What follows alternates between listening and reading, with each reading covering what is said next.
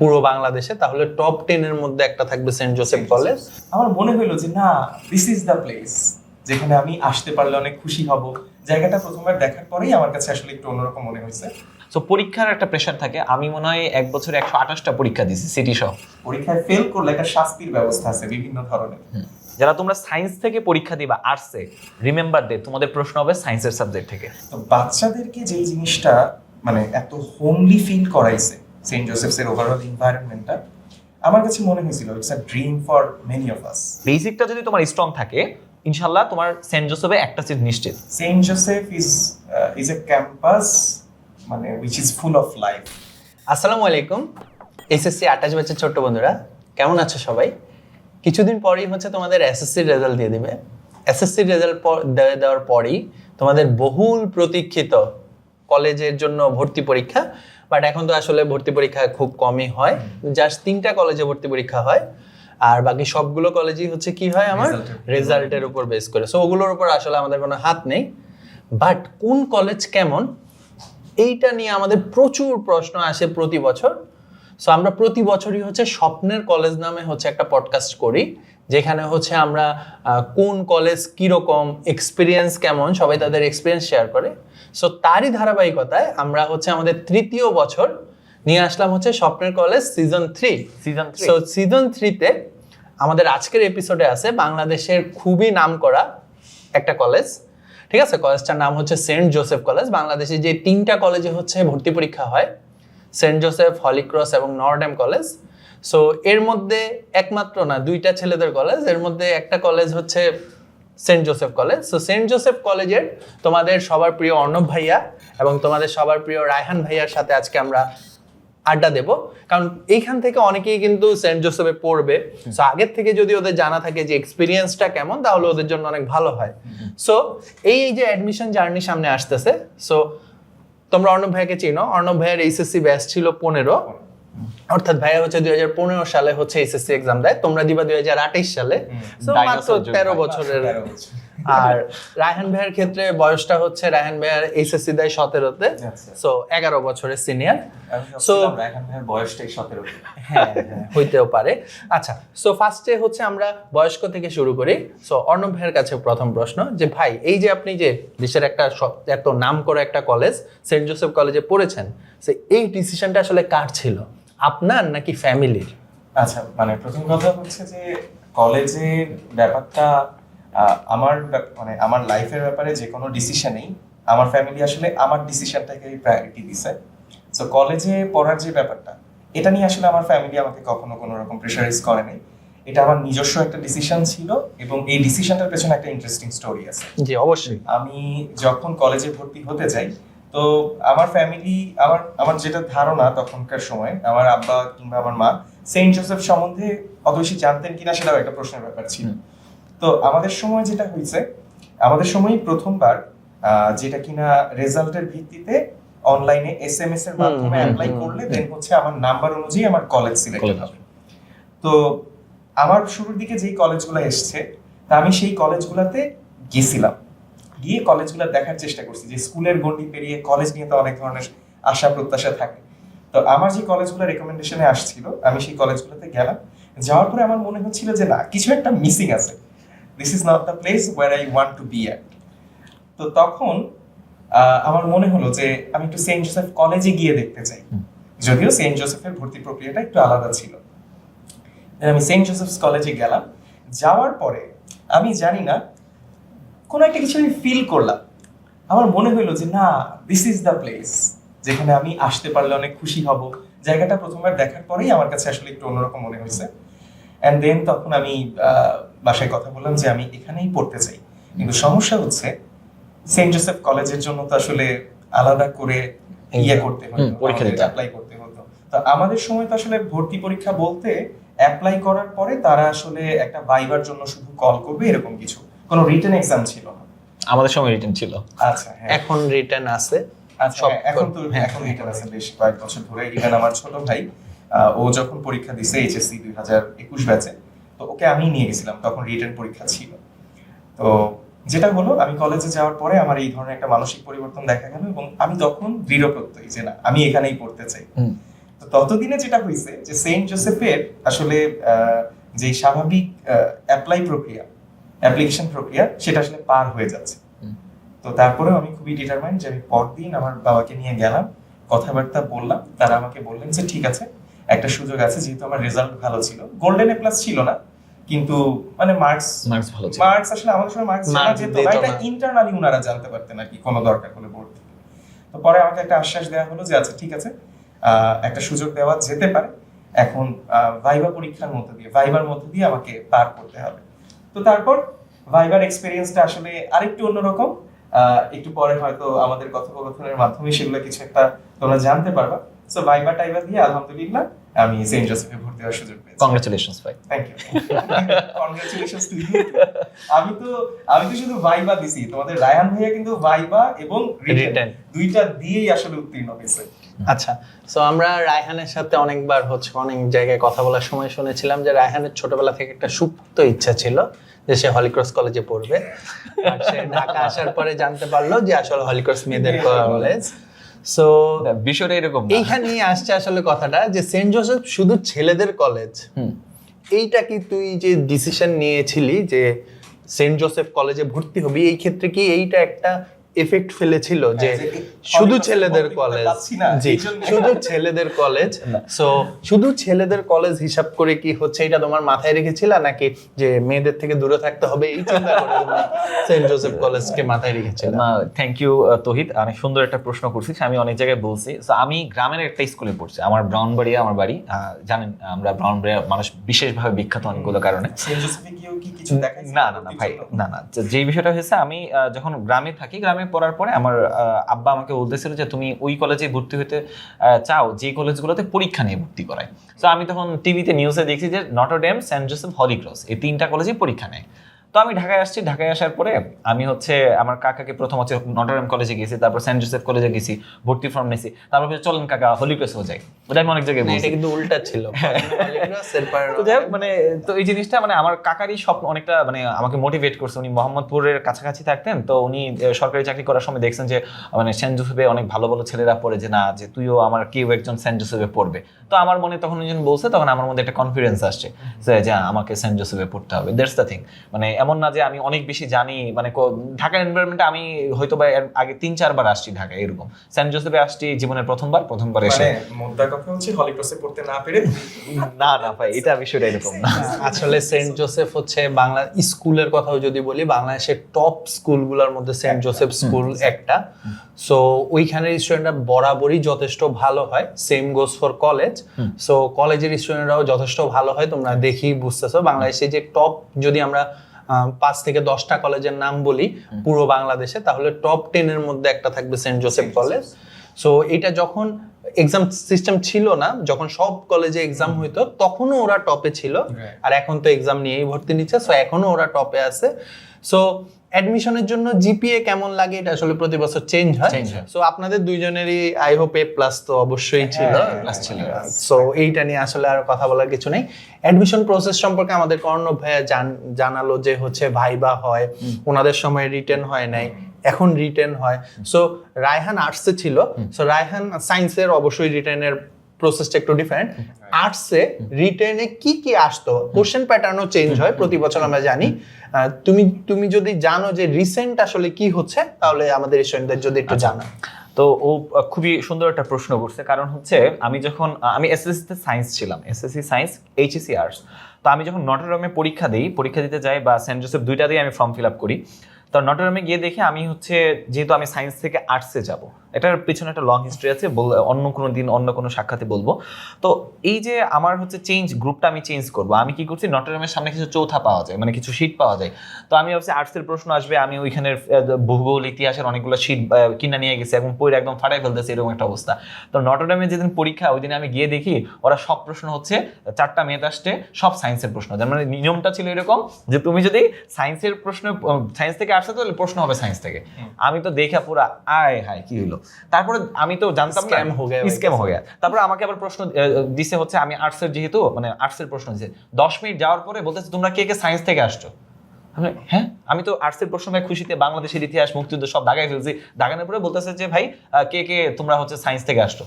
কি হিসেবে হাত তুললাম, পরে আমার এই প্রশ্ন নিয়ে উনি আবার নতুন প্রশ্ন দিছে। তা আমি তো যাই হোক তারপরে অনেক প্রশ্ন, তুলতে হইতো না তাহলে। হ্যাঁ পরে আমি দিলাম, না ওইটা আসলে হ্যাঁ। ডাটাবেসে থাকে তখন এক্সাম ক্যান্সেল পরে আমি দিলাম, দেওয়ার পরে মানে খুব সুন্দর করে গেলাম। নটরডেমটা আমার খুবই ভালো লাগছে। তো নটরডেমে তখন হচ্ছে আমার রেজাল্ট যখন সমকালে তখন একটা পত্রিকায় দিত, তো আমি দেখলাম যে আমার রেজাল্ট মেরিট লিস্টে না কিন্তু ওয়েটিং এর সিরিয়ালে খুবই কাছাকাছি একটা সিরিয়ালে আছে। তো তারপর সেন্ট জোসেফে গিয়ে যাওয়ার আগে তো আমি এখন বুঝছি যে একবার তো নেড়া তো বেলতলা একবারই যায়। এবার পরীক্ষায় যারা তোমরা সায়েন্স থেকে পরীক্ষা দিবা আর্টসে, রিমেম্বার দে তোমাদের প্রশ্ন হবে সায়েন্সের সাবজেক্ট থেকে। আচ্ছা এটা এখন চেঞ্জ হয়ে যেতে পারে। না, না, গত বছরও কিন্তু সায়েন্স থেকে আসছে আর কি। তো কিন্তু আবার যদি আর্টস থেকে আর্টসে যাও তাহলে আর্টসের সাবজেক্ট থেকে আসবে, অর্থাৎ তুমি এসএসসি তে যেই সাবজেক্টে পড়ছো ওই সাবজেক্ট থেকে প্রশ্নটা আসে নরমালি আর কি। হ্যাঁ, তো তুমি আবার সার্কুলারটা দেখো, তারপর ওইটার মধ্যে থাকে। তো তখন আমি ওই দেখলাম কি সেন্ট জোসেফে পরীক্ষা দিলাম, ভাইবাটা খুব ইন্টারেস্টিং ছিল। তোমার সিলেকশন প্রসেসটা হচ্ছে প্রথমে একটা রিটেন পরীক্ষা নিবে, তারপর একটা ভাইবা পরীক্ষা নিবে, তারপরে ওইটার মাধ্যমে দুইটার একটা কম্পাইল করে এবং এসএসসির রেজাল্টটা দেখে তোমাকে একটা রেজাল্টটা জানাই দিবে। তো ভাইবার মধ্যে আমাকে ম্যাডাম জিজ্ঞেস করছে তুমি কি কে ছিল ভাইবার মধ্যে? ভাইবার মধ্যে চন্দনা মিস ছিল, উন্মেষ ধর স্যার ছিল বাংলার স্যার। তো আমাকে জিজ্ঞেস করলো তুমি তো নটরডেমে চান্স পাইলে সেন্ট জোসেফে পড়বা না? তো আমি বলছি যে আমি বলছি না না, নটরডেমে চান্স পাইলে আমি সেন্ট জোসেফে পড়বো। হ্যাঁ কারণ অলরেডি জানে যে হ্যাঁ হয় নাই, কিন্তু ইন্টারেস্টিংলি কি হয়েছে, নটরডেমের যেদিন রেজাল্ট দিছে, হ্যাঁ ওই দিন হচ্ছে সেন্ট জোসেফে ভর্তি, মানে ওই দিন ওয়েটিং এর রেজাল্ট দিবে। তো দেখলাম কি ওয়েটিং এ আমার হচ্ছে আমি সেন্ট জোসেফ কলেজে ভর্তি, মানে ওরা এমন একটা টাইমে দিয়েছে সেন্ট জোসেফে যাতে হচ্ছে তোমাদের সময়ও সেমই হবে যে তুমি সেন্ট জোসেফে ভর্তি হয়ে তারপর নটরডেমের রেজাল্টটা, মানে ওই রিস্ক নিতে চায় না আর কি। তো এখন দেখা গেল আমি 12-13 হাজার, তখনকার সময় অনেক টাকা ছিল, 12-13 হাজার টাকা দিয়ে নট সেন্ট জোসেফে আমি ভর্তি হয়েছি। ভর্তি হওয়ার পরে আমি ফোন দিয়ে খোঁজ নিলাম, বলছে আমার নটরডেমও হয়েছে। এখন আমার চাচা বলতেছে এত টাকা দিয়ে এখানে ভর্তি হয়েছিস, দুইটা তো মিশনারি কলেজ, এখানেই ভর্তি হয়ে যা। তো আমি চিন্তা করলাম আচ্ছা ঠিক আছে, নটরডেম আর সেন্ট জোসেফ তো একই জিনিস, ভর্তি হয়ে গেছে এখানে। এই ছিল মানে লং স্টোরি শর্ট। সো তোমরা রায়ান ভাইয়ের মতো ভুল করো না, ঠিক আছে? না সেন্ট জোসেফও ওর জীবনের খুবই ভালো একটা ডিসিশন ছিল, এটা বলা যায়। আমি একটু এটা সবাইকে এটা জানাতে চাই, যদিও আমি যতদিনে পাশ করে বের হয়ে গেছি রায়হানকে আমি পাই নাই ক্যাম্পাসে। যদি পাইতাম তাহলে হয়তো খুব ভালো করে আরো বলা যেত। একটা হিডেন সিক্রেট আছে, হ্যাঁ, রায়হান কিন্তু নিজে এটা বলে না, কিন্তু বিভিন্ন জায়গায় কথা বলার সময় এমন ভাবে বলে যাতে আরেকজন ওই প্রশংসাটা করেই ফেলে, ঠিক আছে? তো ইনডিরেক্টলি এটা পুশ করে। তো একটা মজার ব্যাপার হচ্ছে তোমাদের রায়হান ভাই কিন্তু আর্টস ডিপার্টমেন্টে সেন্ট জোসেফ ওই বছরই প্রথম আর্টস, না না আগেই খুলেছিল, বাট আর্টস ডিপার্টমেন্ট হচ্ছে তখন আমি আর্টস এর মধ্যে একটা। আচ্ছা, তো আর্টস ডিপার্টমেন্টে পুরো কলেজে কিন্তু সে ফার্স্ট ছিল, হ্যাঁ, সো একটা ক্ল্যাপও কিন্তু পায়, ঠিক আছে? থ্যাংক ইউ ভাই। ওকে, মানে আচ্ছা এবার আমরা আর নেক্সট প্রশ্নে চলে যাই। সো সেন্ট জোসেফের ক্যাম্পাসটা অনেক সুন্দর, এক্স্যাক্টলি, অনেক না হলেও যথেষ্ট সুন্দর। সো আমি প্রথম সেন্ট জোসেফে যাই যখন ক্লাস 9-এ ছিলাম। কিশোর আলোর হচ্ছে একটা অনুষ্ঠান হয়, সো ওইখানে গিয়েছিলাম, ভালো লেগেছিল অনেক। সো আপনি প্রচুর খেলাধুলা করেন আমি জানি। সো শিখর টিচারদের মধ্যে সবচেয়ে বড় খেলোয়াড় আপনি। সো আর্টসে বা সেন্ট জোসেফের ক্ষেত্রে ওদের মাঠে হচ্ছে প্রচুর খেলাধুলা অবশ্যই করে আসছে। সো এই যে ক্যাম্পাস সম্পর্কে আপনি যদিও একটু আগে বলে দিয়েছেন আমাদেরকে যে ক্যাম্পাস সম্পর্কে আপনার ফার্স্ট ইমপ্রেশন খুব ভালো ছিল, বাট তারপরেও আমরা যদি আপনার ক্যাম্পাসের একটা স্মরণীয় ঘটনা শুনতে চাই। আচ্ছা, এখন স্মরণীয় ঘটনাটা আমি কিভাবে বুঝাই? আপনি কি মারামারি করছিলেন রেসিডেন্সিয়ালের সাথে? কিছুই করি নাই, মারামারি পর্যন্ত তো যাওয়া হয় নাই, কিন্তু স্মরণীয় ঘটনাটা না, ব্যাপারটা স্মরণীয়, কিন্তু স্মরণীয় কিন্তু আমার জন্য খুব আকর্ষণীয় হিসেবে না। স্মরণীয়টা কিরকম যে আমাদের তুইও জানিস অবশ্যই নটরডেমে এই সিস্টেমটা আছে যে পরীক্ষায় খারাপ করলে কিন্তু একটা ডিটেনশন থাকে। ওইভাবে আমাদের ডাইরেক্ট ডিটেনশন নাই। আচ্ছা, তোমরা মানে ঢাকা মেডিকেলে 8th হওয়া মানুষজন ডিটেনশন খাবে না, এটা খুবই স্বাভাবিক। তো যাই হোক, আমাদের সময় যেটা হয়েছিল, আমার জীবনের স্মরণীয় ঘটনাটা কিরকম, একবার আমাদের প্রি টেস্ট পরীক্ষার সময় আমার একটা অন্য কম্পিটিশন থাকে। সো আমি প্রি টেস্টের একটা পরীক্ষা, প্র্যাকটিক্যাল পরীক্ষা, আমি আসলে উপস্থিত হতে পারিনি, কিন্তু এটা আমি অথরিটিকে জানাইছিলাম। জানানোর পরেও প্রবাবলি কোনো একটা মিসম্যাচের কারণে হোক বা যেটার জন্যই হোক, মিসকমিউনিকেশনের জন্য হোক, এই রেজাল্টটা ওঠেনি। তা আমাকে প্রি টেস্টে শুধুমাত্র কেমিস্ট্রিতে প্র্যাকটিক্যালে ফেল দেখাচ্ছে। স্বপন কুমার মিস্ত্রি তখন ছিল হচ্ছে সুবীর চন্দ্র গোপ, আমাদের ডেমনস্ট্রেটর ছিল। বাই দ্য ওয়ে, একটা কথা আমি বলে রাখতে চাই, সেটা হচ্ছে আমাদের সেন্ট জোসেফের যে কেমিস্ট্রি ল্যাবটা, it's one of the finest chemistry labs in the Bangladesh. হ্যাঁ, in the context of Bangladeshi colleges. So আমাদের ওখানে ইংলিশ মিডিয়ামের যেই অক্সফোর্ড বা কেমব্রিজের যেই এডেক্সেলের মাধ্যমে যে ইয়েগুলো হয়, মানে ইংলিশ মিডিয়ামের প্র্যাকটিক্যাল গুলো আমাদের কলেজে হয়। এক্স্যাক্টলি, প্র্যাকটিক্যাল যে এক্সামগুলো সেগুলো আসলে সেন্ট জোসেফস এর ল্যাবে হতো। এবং সেন্ট জোসেফস এর ল্যাবে খুব মজার জিনিসপত্র ঘটতো। কেমিক্যাল রিঅ্যাকশনগুলো যখন স্যাররা দেখাতেন, মনে হতো ম্যাজিক ঘটতেছে। এই যে একটা সবুজ কালারের কেমিক্যালের মধ্যে লাল কালারের কেমিক্যাল ঢেলে দিলেন, সাদা হয়ে গেল, হুট করে দেখলাম ধোঁয়া বেরোচ্ছে। সেগুলো ইন্টারেস্টিং ছিল এট দ্য সেম টাইম। কিন্তু আমার ইয়েটা ছিল এরকম, এক্সপিরিয়েন্সটা ছিল এরকম। সুবীর স্যার আমাকে, মানে আমি দেখলাম রেজাল্টটা আমার ফেল, আমি গেলাম সুবীর স্যারের কাছে। তো সুবীর স্যারের কাছে যাওয়ার পরে সুবীর স্যার বলতেছে, এটা এখন আমাদের প্রিন্সিপাল স্যার দেশে নাই, তো এখন আর রেজাল্ট চেঞ্জ হওয়ার কোনো উপায় নেই, তো তোমাকে আসলে এটার মধ্যে দিয়ে যেতে হবে। তো এখন কি, এখন আমাদের সেন্ট জোসেফসে, আমি নটরডেমও শুনছি ব্যাপারটা হয় যে একটা পরীক্ষায় ফেল করলে একটা শাস্তির ব্যবস্থা আছে বিভিন্ন ধরনের।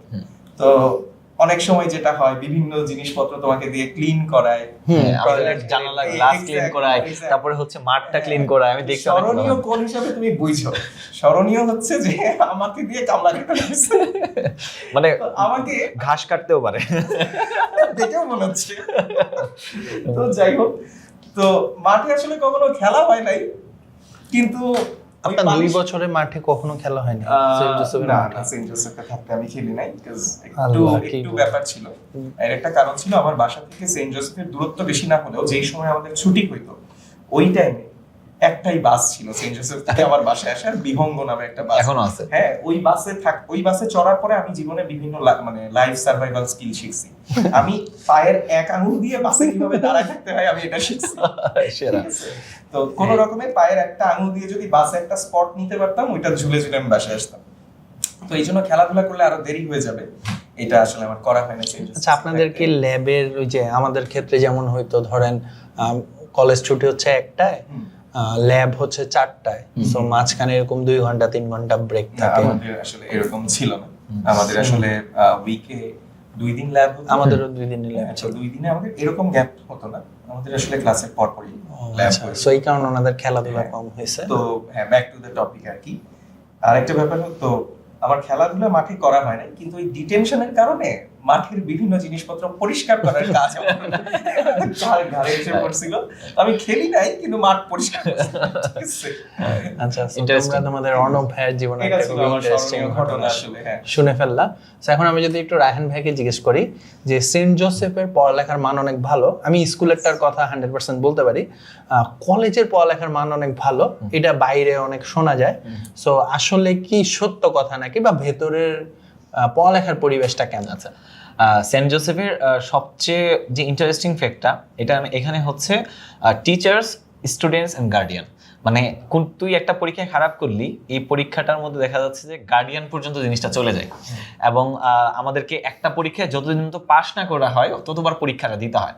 তো এটা কিন্তু একটা প্যারা, যে তুই যত টেস্ট পরীক্ষায় পাস না করলে 2বার 3বার পরীক্ষা দেওয়ার সুযোগ দেওয়া হয়, কিন্তু এক্সট্রা ফাইন না হয়। সো পরীক্ষার একটা প্রেশার থাকে। আমি মনে হয় 1 বছরে 128টা পরীক্ষা দিয়েছি সিটি সহ। সো এই যে একটা পরীক্ষার টেন্ডেন্সি, যে প্রত্যেকটা ক্লাসে পড়ানো হয়, পড়ানোর পরে পরীক্ষা শেষ। তারপর হচ্ছে এক একটা সাবজেক্টের 3-4 জন 5 জন টিচার থাকে, এবং তুই যে কোনো টিচারের কাছে যাবি যে আমি এটা বুঝি নাই, সে সুন্দর করে এটা বুঝাই দিবে। আর পড়াশোনার ক্ষেত্রে মানে সবাই এত কম্পিটিটিভ। আমরা যখন ওরিয়েন্টেশন হয়েছিল আমাদের 2015 সালের 4 জুলাই মোস্ট প্রবাবলি, তখন আমেরিকার স্বাধীনতা দিবস ছিল, মনে আছে। তো আমি দেখলাম যে বুয়েটে থার্ড হয়েছে ওই ভাইটা আসছে, আইসা উনি স্পিচ দিল যে, তারপর ব্রেকের একটা ইউনিভার্সিটির বড় ভাই, দীপু ভাইয়ের কথা মোস্ট প্রবাবলি আমি নাম মনে রাখি, হ্যাঁ একবার সিনিয়র, হ্যাঁ, বইটা থাকে। বুয়েটের ও তো এরকম আসছে, আসার পরে মনে হয় আরে আল্লাহ এই কি হইতেছে এখানে, মানে এত বুয়েটের ফার্স্ট হইতেছে, ঢাকা বিশ্ববিদ্যালয়ে, ঢাকা মেডিকেলের এরকম আমাদের ব্যাচমেটের একটা 12তম হয়েছিল নূর মোহাম্মদ নামে, যে ঢাকা মেডিকেলে তুই চিনবি হয়তো। তো এরকম অনেকেই আছে। তো ওদের মধ্যে একটা কম্পিটিটিভ এনভায়রনমেন্ট আছে। সো মানে কে কার থেকে আগে যাচ্ছে। কিছুদিন পরে দেখলাম নাসাতে একটা ট্যুর নিয়ে গেল সুদেব স্যারের নেতৃত্বে। তো এই যে এই জিনিসগুলো না মানে মানে একটা ভাইব দেয়, মানে আমি জীবনে যেটা পাই নাই সেটা সেন্ট জোসেফে এসে পাইছি। আর হিউম্যানিটিস ডিপার্টমেন্টে আমরা 30 জন ছিলাম। তো নটরডেমে ছিল 30 জনের মধ্যে ফার্স্ট। না না, তো 30 জন ছিলাম। আর হিউম্যানিটিস পুরো নটরডেমে ছিল মানে 400 জন। তো আমাদের যেটা হইতো মানে পুরো কলেজের কম্বাইন্ড একটা রেজাল্ট রেজাল্ট হইতো। সো আমাদের কলেজে ধর হচ্ছে হিউম্যানিটিজ 30 জন, সায়েন্সের সব মিলে 700 থেকে 800 ছেলেপেলে এরকম নিত পার ইনটেকে। তো তখন ক্ষেত্রে কি হইতো যে সবার মধ্যে কম্বাইন্ড একটা রেজাল্ট হইতো। তো আমি তো প্রথম হাফ ইয়ারলি পরীক্ষায় আমি 30 জনে ফার্স্ট হয়েছি, আমার মন খুবই খারাপ যে ফার্স্ট হয়ে কি লাভ 30 জনের মধ্যে। কিন্তু 30 জন না, ওই 30 জনের যে প্রত্যেকটাকে একদম প্রাইভেটে কোচিংয়ে যেভাবে পড়ানো হইতো, এখন মনে হয় 50-60 জন করছে, প্রত্যেকের ধারে ধারে সবার নাম জানে, এরকম একটা ভাইব পাওয়া গেছে মানবিকে। তো আমি আমাদের যে নোটিশ বোর্ডের সামনে গিয়ে দাঁড়ালাম, যে ফার্স্ট হয়েছে সে 539 পাইছে, আমি পাইছি হচ্ছে হাফ ইয়ারলি পরীক্ষায় 472 নম্বর পাইছি। তো আমি কোন রকমে হাফ ইয়ারলিতে পাস করছি। তো আমি তো মার্কস আপ করা লাগছে, মিস্টেক করতেছ। ওটা তো pre test.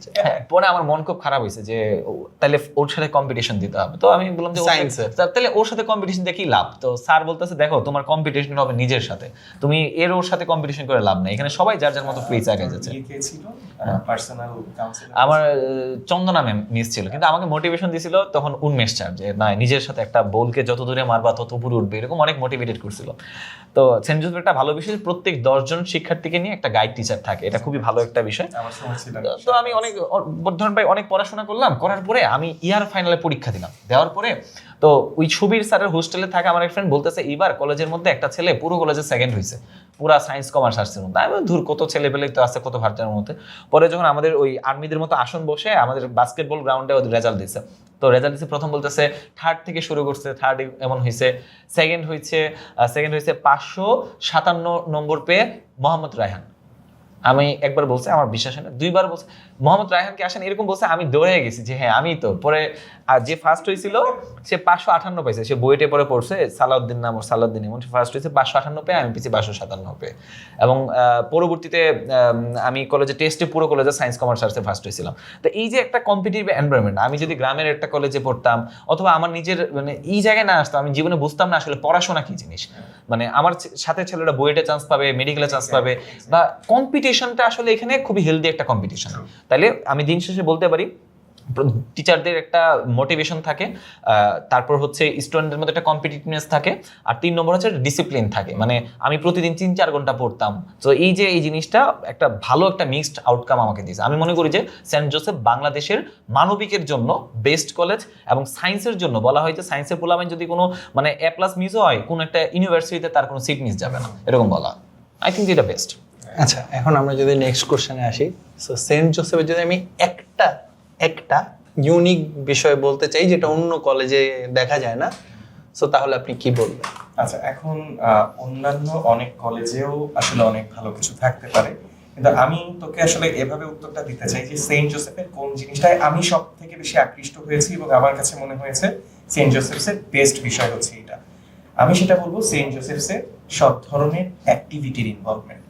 Saint Joseph is a campus মানে which is full of life, এটা আমার কাছে মনে হয়েছে পার্সোনালি।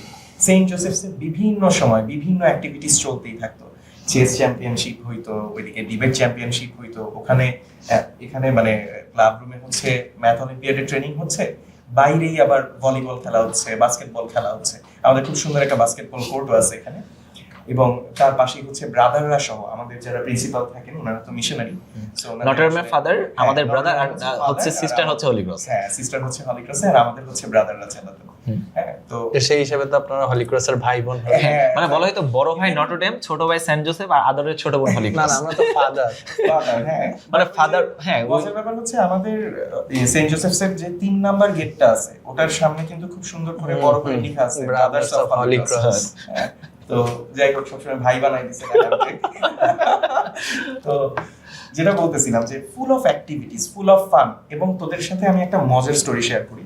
আমরা তো কলেজে পড়েছি, বাট স্কুলের স্টুডেন্টদেরকে মানে এত সুন্দর করে পড়ানোর যে ব্যাপারটা আমি প্রথম দেখছিলাম, আমি একদিন টিফিন টাইমে যাচ্ছিলাম একটা ছোট্ট ক্লাস, ফ্যালকনের ক্লাসরুমের সামনে দিয়ে, ক্লাস 5 মনে হয় ফ্যালকন। আমি দেখলাম যে বাচ্চাদেরকে ম্যাডাম যে পড়াচ্ছে, ম্যাডাম যেখানে পড়াচ্ছে ওই টেবিলের উপরেই 2 জনকে উনি এনে বসায় রাখছে টেবিলের উপর, ম্যাডামের ডেস্কের সাথে, মানে ওই যে ইয়েটা থাকে কিছু বলে পোডিয়ামটার পাশেই 2টা বাচ্চা ওদেরকে এনে ম্যাডাম এখানে বসায় রাখছে। সামনেই 2 জন গল্পের বই পড়তেছে, পাশেই 2 বন্ধু হচ্ছে ঘাড়ে মানে কাঁধে হাত দিয়ে জুস খাচ্ছে আর ম্যাডামের সাথে কথা বলতেছে। মানে আমি তখন ফিল করলাম যে বাচ্চারা আসলে ওখানে খুব হোমলি ফিল করে। এবং কেউ একজন মাঝখান থেকে উঠে একটা ব্যাট নিয়ে ম্যাডামকে দেখাচ্ছে, ম্যাডাম আমি আজকে এটা নিয়ে আসছি, দেখেন তোমার ব্যাটটা সুন্দর না? ম্যাডাম বলছে হ্যাঁ খুব সুন্দর, আজকে আমরা টিফিন টাইমে এটা দিয়ে খেলবো, বলে আবার ওদেরকে পড়াচ্ছে। তো বাচ্চাদেরকে যেই জিনিসটা মানে এত হোমলি ফিল করাইছে সেন্ট জোসেফসের ওভারঅল এনভায়রনমেন্টটা, আমার কাছে মনে হয়েছিল it's a dream for many of আস। হ্যাঁ, যেটা আসলে আমরা পাইনি। তো সেন্ট জোসেফ আসলে এইভাবে করে একটা বাচ্চাকে নার্চার করে স্কুল লেভেলে যদি আমি বলি। আর কলেজ লেভেলে তো আসলে ছেলেপেলে একটু ম্যাচিওর থাকে, সো ওইভাবে হাতে ধরায় সব এন্টারটেনমেন্টের ব্যবস্থা হয়তো থাকে না, but full of activities. Math অলিম্পিয়াডের রিজিওনাল চ্যালেঞ্জ বলো, সেটা সেন্ট জোসেফসে হয়। তুমি ব্রিটিশ কাউন্সিলের যত কেমিস্ট্রি এক্সামস বলো, ইয়েতে কি জানি এডেক্সেল এন্ড কিশোর আলোর যত উৎসব হইতো, কিশোর আলোর যত উৎসব হতো সেটা, ম্যাথ অলিম্পিয়াডের ন্যাশনাল পর্যায়ের যত এগুলো হতো, রিজিওনালটা সেন্ট জোসেফসে হয় আর ন্যাশনালটা হয় হচ্ছে ক্যাম্পে। না উল্টা, ন্যাশনালটা এইখানে হয়, রিজিওনালটা হয় হচ্ছে ইয়েতে রেসিডেন্সিয়াল। আচ্ছা আমি একটু ভুল বলছি হয়তো। তো এই অ্যাক্টিভিটি গুলো আছে, মানে Saint Joseph is full of activities and festivals. Yes, and অনেক স্টার আছে যারা সেন্ট জোসেফসে। হ্যাঁ, বিভিন্ন মানে তোমরা চিনে থাকবা অনেক নামি দামি শিল্পী, খেলোয়াড়, যেমন তাহসান খান। তাহসান ইয়েস, সেন্ট জোসেফ স্কুলে ছিল। হ্যাঁ স্কুলে ছিলেন, কলেজ কিন্তু নটরডেম। আপনি একটা গান গেয়ে শোনান, একটা গান গায়ে যে আলো আলো। আরে শোনান ভাই, শোনেন ভাই, শোনেন। কোনো সমস্যা নেই, ভাই কিন্তু খুব ভালো গান করে আর কি। Thank you thank you. ক্লাসে শোনান। আচ্ছা, সো এরপরে রায়হান ভাইয়ের কাছে আমাদের প্রশ্ন যে সেন্ট জোসেফ মোহাম্মদপুর কিন্তু ঢাকার হচ্ছে অনেক কিছুর জন্য বিখ্যাত। সো এর মধ্যে একটা হচ্ছে ওদের খাবার। ওর জন্য ওর লাইফে একটা বিশাল মানে হিস্ট্রি হচ্ছে, ও একই সাথে দুইটা ডেঞ্জারাস জায়গা থেকে বিলং করছে লাইফে, ব্রাহ্মণবাড়িয়া মোহাম্মদপুর। সো মোহাম্মদপুরের খাবারের জন্য অনেক বিখ্যাত। সো মোহাম্মদপুরের একটা খাবারের কথা আমি যদি তোকে বলি যে কলেজ লাইফে অনেক খাওয়া হতো, এই জন্য অনেক বেশি মনে আছে। সো এরকম যদি আমি একটা রায়হানকে প্রশ্ন করি, সাথে আমি একটা টুইন করি। আচ্ছা ভাই বলেন আগে। আমরা দুইজন একসাথে বলবো, দেখি দুইজন সেমটাই বলি কিনা। আমি 3 বলার সাথে সাথে তুইও বলবি, আমিও বলবো। মোহাম্মদপুরের বিখ্যাত খাবার, ঠিক আছে? রেডি? 1 2 3 সেলিম কাবাব। ইয়েস, আমি জানতাম এটাই হবে। সেলিমের কাবাব অ্যাকচুয়ালি অনেক মজা, কিন্তু আমি কলেজে থাকতে এত বেশি খাই না, কলেজের পরে খাইছি আর কি বেশি। আমি সেলিমের কাবাবের জন্য অনেক বেস্ট। মোহাম্মদপুর আসলে সত্যিই বিখ্যাত, আমিও কয়েকবার গিয়ে খেয়ে আসছি। ভাই আপনি তো আমাকে আগে বলেন নাই, আগে বললে একটু। আচ্ছা, সো এরপরে ভাই আপনার কাছে প্রশ্ন যে এই যে সেন্ট জোসেফে যে লাইফটা আপনি হচ্ছে লিড করে আসছেন, এইটাকে আপনার অ্যাডমিশনের সময়, ভার্সিটি অ্যাডমিশনের সময় হেল্প করেছিল না? অবশ্যই অবশ্যই, মানে I am too grateful to our teachers in Saint Joseph's. টিচারদের আসলে আমাদের সাথে ইন্টারঅ্যাকশনটাই না একটু অন্যরকম ছিল। রায়হান একটু আগেই বলেছিল, গাইড টিচার হিসেবে আমি পেয়েছিলাম শাহনেওয়াজ আলী শ্যামল স্যারকে। এন্ড উনি টিচার কম বড় ভাই বেশি ছিলেন আমাদের কাছে। উনি একদম বড় ভাইয়ের পার্সপেক্টিভে আমাদের সাথে বসতেন, আমাদেরকে বলতেন এই তোর কি হয়েছে, আমি তো ভাবছিলাম তুই ভালো করবি, মানে এভাবে কাঁধে হাত রেখে বলতো। এক্স্যাক্টলি, মানে he is one of the finest teachers of my life. তো স্যার এইভাবে করে বলতো, এই তুই কিন্তু দেখতেছি আড্ডাবাজি বেশি করতেছিস ইদানিং, এগুলা বন্ধ কর। আরেকজনের বলতেছে, মানে স্যার এইভাবেই বলতেছে, এই আমি কিন্তু গেটের বাইরেই তোকে দেখছি ইটিশ পিটিশ করতে, ঠিক আছে? আমার চোখে জানি আর না পড়ে, দূরে গিয়ে করবি।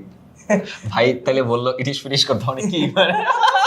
এটা তুমি জানো সেন্ট জোসেফসের গেটের বাইরে কি কি চলতো? হ্যাঁ, তো এটা বাচ্চারাও জানতে পারবে যখন বাচ্চা হবে। মানে আমরা বন্ধু বান্ধব মিলে অনেক আড্ডা দিতাম, ঝালমুড়ি খাইতাম, ওইটা খুব বিখ্যাত। অনেক দুষ্টামি ফাইজলামি হইতো। আচ্ছা, তো এই জিনিসগুলো, তো আমাদের টিচারদের আমাদেরকে আপন করে নেওয়ার যে ব্যাপারটা, এবং at the same time Saint জোসেফসে আসলে মানে অনেক ক্যাটাগরির স্টুডেন্টই তো থাকে।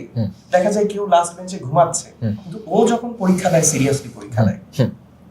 একজনকে দেখতাম সেন্ট জোসেফসে, আমাদের একটা মজার একটা ইয়ে ছিল, ট্যাবু ছিল, আমরা পচাইতাম পোলাপানকে। কি বলে যে সেন্ট জোসেফসে তুমি যে কোনো একটা মানে ক্লাবের কাগজ হাতে নিয়ে পুরো কলেজ ক্লাস না করে হাঁটাহাঁটি করতে পারবা। এটা ট্রু, হ্যাঁ, আমি করি না যদি। স্যার আমি অমুক ক্লাবের প্রেসিডেন্ট, ক্লাস করা লাগবে না, কিছু করা লাগবে না। কিন্তু এরকমও যাকে আমরা পচাইতাম, আমার একটা ফ্রেন্ড ছিল ইশতি, তো ও ডিবেটিং ক্লাবের প্রেসিডেন্ট ছিল আমাদের, এবং ও আসলে সেন্ট জোসেফসে থাকতেই ইন্টারন্যাশনাল লেভেলে ডিবেট করতো।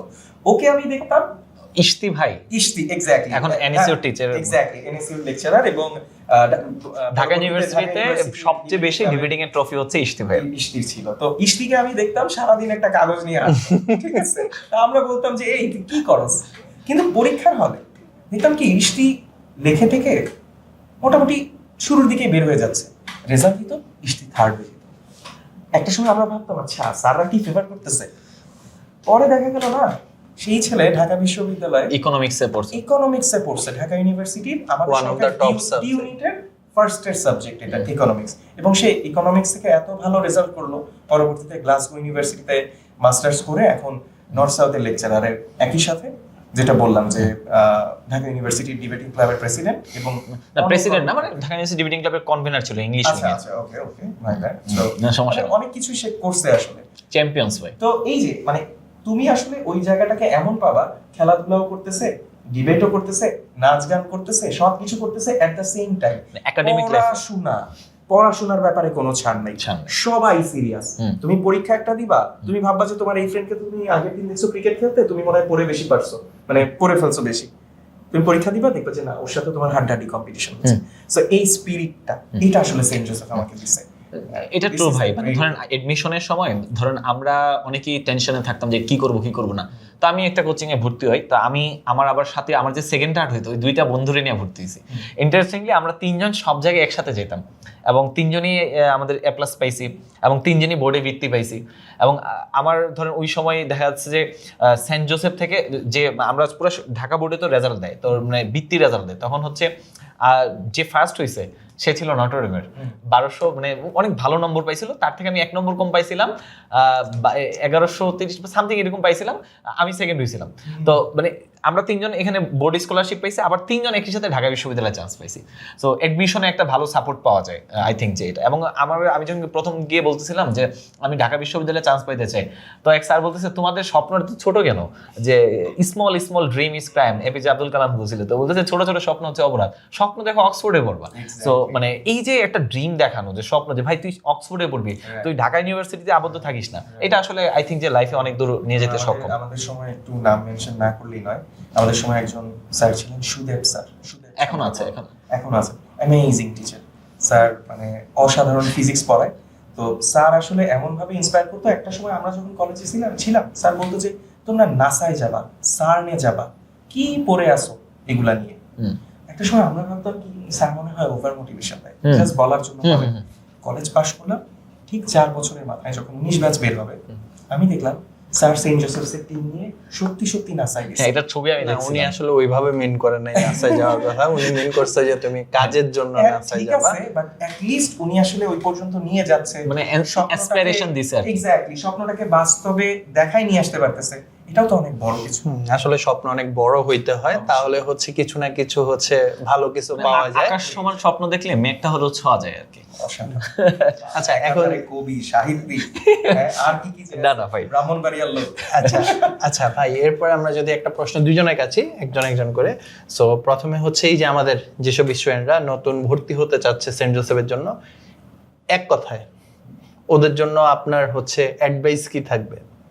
ওকে, সো এক কথায় যদি অ্যাডভাইসের কথা বলি, সেন্ট জোসেফসে তোমাকে প্রথম শর্ত তো রেজাল্টের মার্কসটা আসতে হবে, এলিজিবল হতে হবে। ধর এক্সামের জন্য ওর জাস্ট বেসিক জিনিসটা থাকলেই হবে, বেসিক ক্লিয়ার থাকতে হবে, বেসিক বইয়ের বেসিকটা ক্লিয়ার। হ্যাঁ, তোমরা যদি আরো দুইটা পডকাস্ট আছে, ওইটা নটরডেম এবং হলি ক্রস।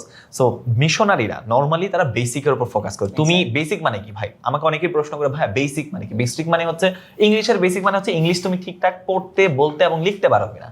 হ্যাঁ, ম্যাথের বেসিক মানে কি? ম্যাথের তুমি সহজ মানে সমাধানগুলো করতে পারতেছো কিনা। হ্যাঁ, বাংলার বেসিক কি? বাংলায় তুমি একটা শুদ্ধ বাক্য লিখতে পারতেছো কিনা নিজে থেকে ইয়ে করে। অর্থাৎ মানে ফিজিক্স কেমিস্ট্রি বায়োলজিতে তো এরকম কিছু বেসিক আছে যে হ্যাঁ, আমি যদি এসএসসি তে দেখি, আমি তো এসএসসি সায়েন্স ছিলাম, যে কোষ, তারপরে এটা ওইটা অনেক কিছু জিনিসপাতি আছে যে জিনিসগুলো তোমার বেসিক।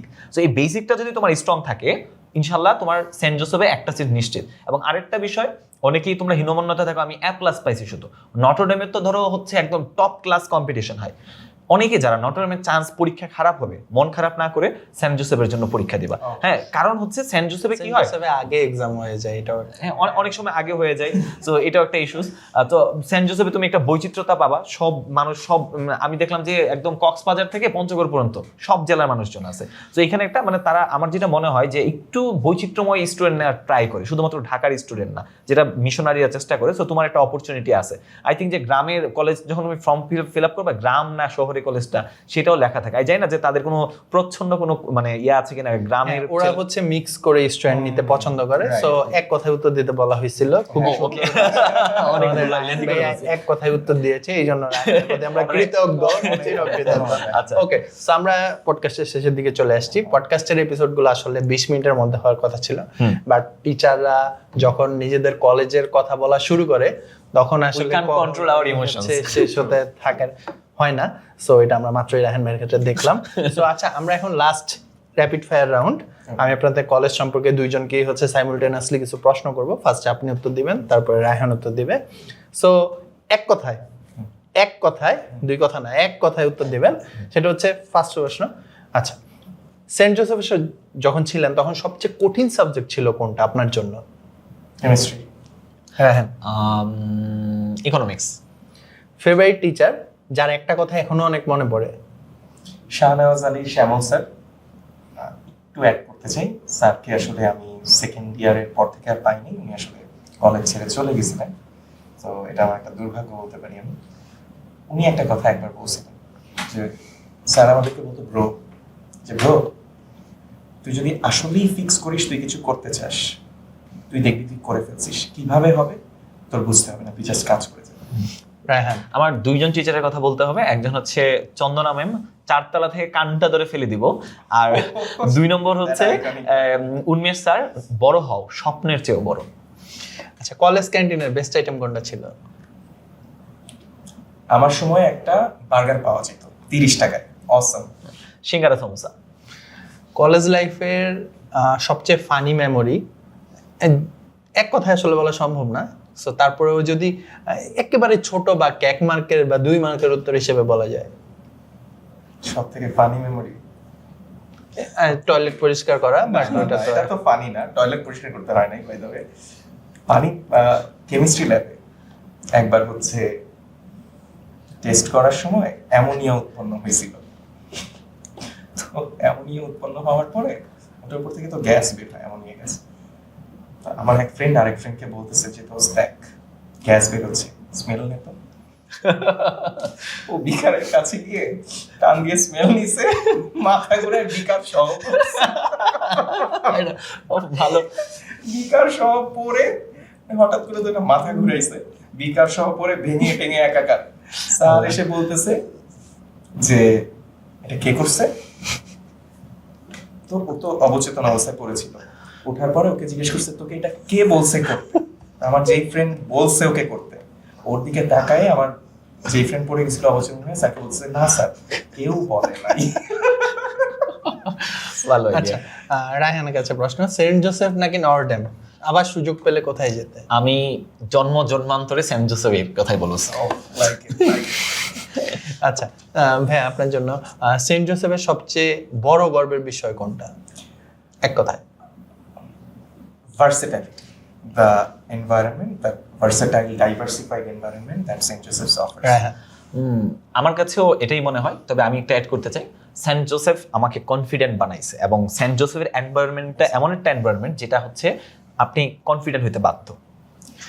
আচ্ছা, সো লাস্ট কোশ্চেন আমাদের আপনাদের দুইজনের জন্যই। এক কথায় সেন্ট জোসেফে পড়ার সবচেয়ে বড় শিক্ষা এক কথায় যদি বলি, মানে সেন্ট জোসেফ থেকে আপনি যদিও সেম কোশ্চেন হয়ে যায় গর্বের বিষয়, আর আমি যদি বাচ্চাদেরকে আপনি যদি আপনার ছোট ভাইকে এক কথায় বুঝাতে চান যে তোমার সেন্ট জোসেফে কেন পড়া উচিত? কারণ তুমি লাইফে আরো অনেকগুলো অ্যাক্টিভিটিতে ইনভলভ হওয়ার পাশাপাশি কনফিডেন্টলি তোমার মূল যেই ফোকাস পড়াশোনা, ওইটার জন্য কম্পিটিটিভ মাইন্ডে ফোকাসড হয়ে ভালো করার প্রত্যয় আগাইতে পারবা। রায়হান? আমাদের ব্রাদার রবি একটা কথা বলতো যে সেন্ট জোসেফে আমরা হচ্ছে শুধু ভালো মানুষ, মানে ভালো মানে আমি আবার বলতেছি যে সেন্ট জোসেফে আমরা শুধুমাত্র ভালো ছাত্র তৈরি করি না, আমরা ভালো মানুষ তৈরি করি। সো সেন্ট জোসেফ ভালো মানুষ তৈরি করার কারিগর। সো সেই ক্ষেত্রে এইটা সবচেয়ে বড় শিক্ষা, তুমি ভালো মানুষ হবা। আমরা জোসেফাই। সো জোসেফাইড আমরা। সো দুইজন ভালো মানুষকে নিয়ে আমাদের আজকে সেন্ট জোসেফের এপিসোড। সো তোমাদের কাছে অনেক ভালো লাগার কথা, যেহেতু আমরা গতানুগতিক পডকাস্ট থেকে একটু আলাদাভাবে ভিন্নভাবে সেন্ট জোসেফের ভেতরের যে কথাগুলো, যেগুলো আসলে কেউ তোমাকে বলতে চায় না সরাসরি, এক্সপিরিয়েন্সগুলো যেগুলো আসলে সরাসরি বলা হয়ে ওঠে না, সো সেগুলো আমরা আজকে দুইজনের কাছ থেকে জানতে পারলাম। সো তোমরাও একদিন জোসেফাইট হবে, তারপরে হচ্ছে অর্ণব ভাই, রায়হান ভাইয়ের সাথে রিলেট করতে পারবে যে আসলে ভাইয়েরা ওই দিন কি বলে গিয়েছিল। সো তোমরাও ভাইয়াদের মতো অনেক বড় হও, এই আশা করতেছি। হ্যাঁ, এবং এই দোয়া করেই হচ্ছে আমরা আজকে আমাদের কলেজ ভর্তির যে এপিসোডগুলো আছে, স্বপ্নের কলেজ, তার আজকের এপিসোডটা শেষ করতেছি। আমাদের অন্য এপিসোডগুলো অবশ্যই দেখবে, চ্যানেলটা অবশ্যই সাবস্ক্রাইব করবে, বন্ধুদের সঙ্গে শেয়ার করবে। সো আজকে এইটুকুই। আসসালামু আলাইকুম।